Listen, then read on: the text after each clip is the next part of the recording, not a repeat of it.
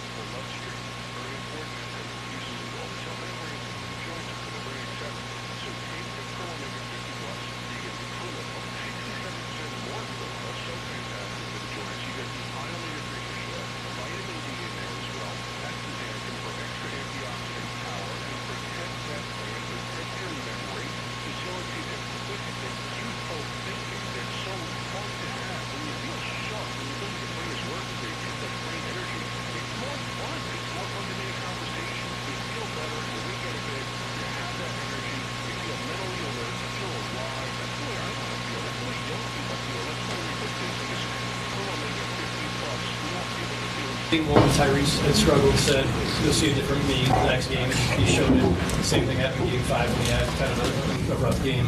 What have you seen and learned of him in terms of his ability to kind of find a new way or battle through it or change up as he goes?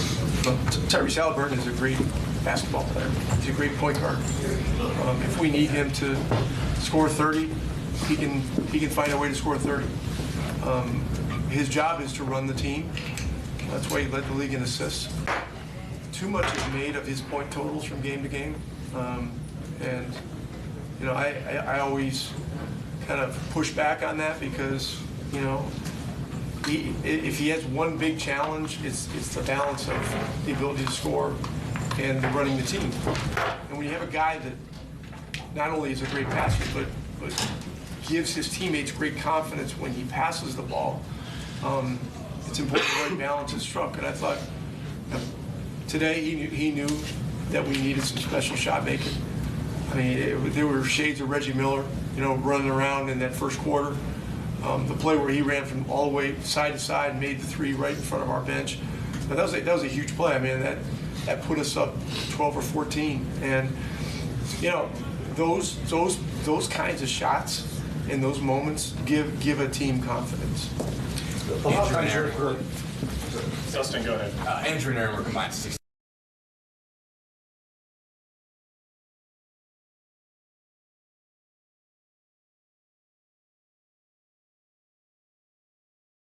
So, this team was very, very much maligned for its defense early in the year, and they have flipped the script. I mean, they won this series with grit and guts and physical play, and pressing 94 feet, and that's how we beat Milwaukee too. And so, you got to give these guys a lot of credit for, not a total change, but a very significant change in the attitude toward defense, the defiance about the importance of defense, and what they did today. And look, I don't want to make things about shot making. I mean, if you're right and you're defending the right way and your heart's in the right place, you're going to make shots. A couple more. I want to ask you. I'm sorry. Kind of like I'm having fun here. So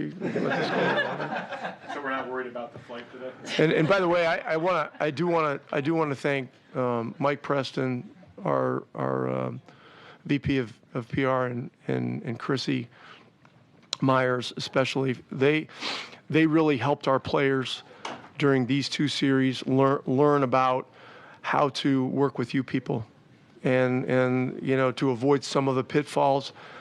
And I want to just personally thank you guys for that. And our medical staff does a great job, and I want to just point out those guys as well. We work very closely with them all year long, and there's a lot of great medical staffs in the league, but I really want to thank Josh Corbill, Carl Eaton, Patrick Gilbert, Iyami Sato. They do a great job. What else? Rick, a lot of times when a team scores the way you do in the regular season, there's sort of a let's see it in the playoffs. The game's going to be different. Well, we're the uninvited guest, so here we are. Okay. Speaking to that, just what do you think of your guys' pace in the half court? I felt like there was a real focus on and emphasis on. When we were getting stops, rebounds, and/or loose balls, our pace is very, very good. When they're charging in there over our backs and coming up with balls, the crowd gets into it, and it's a bitch. Rick, your defensive change kind of coincided with the run in the in-season tournament. I just wonder, how did that improvement kind of manifest itself through the rest of the regular season into the playoffs as you saw it defensively? Well, after the in-season tournament, we just made a decision as a staff that we needed to be better. There was a huge shift.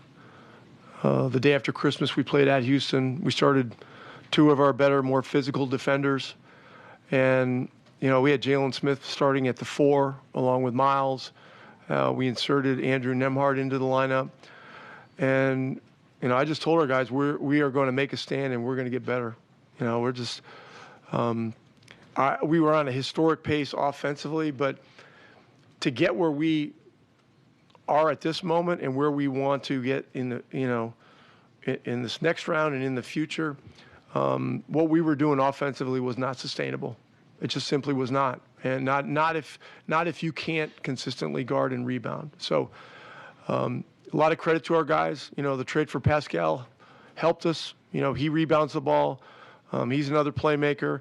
Ty had to make some pretty significant adjustments when Pascal came on board because, there weren't 20-some shots a game. There were now 16 or 18 or whatever it was. And so, everybody has to give and everybody has to take, to make a team successful. But, we had some good fortune to get to this moment, but our guys did the work to put us in a position to be here.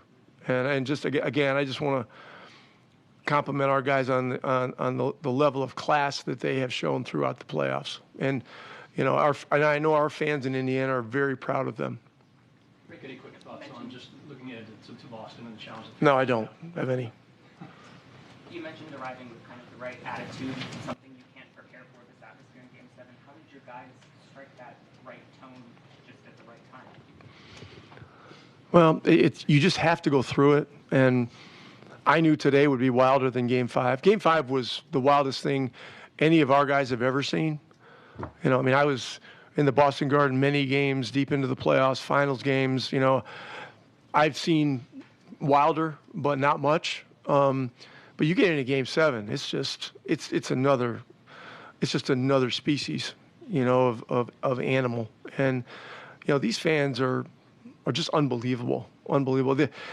They were just like single-handedly, all 19,000 of them, trying to will the Knicks back into the game in the third quarter. And and our guys held the line. They were defiant about holding the line, and we found a way to go ahead and win the third quarter, and then I think we won the fourth quarter as well. Rick, you go to the finals.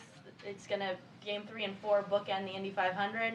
What just talk about how great it is to be an Indiana sports fan right now.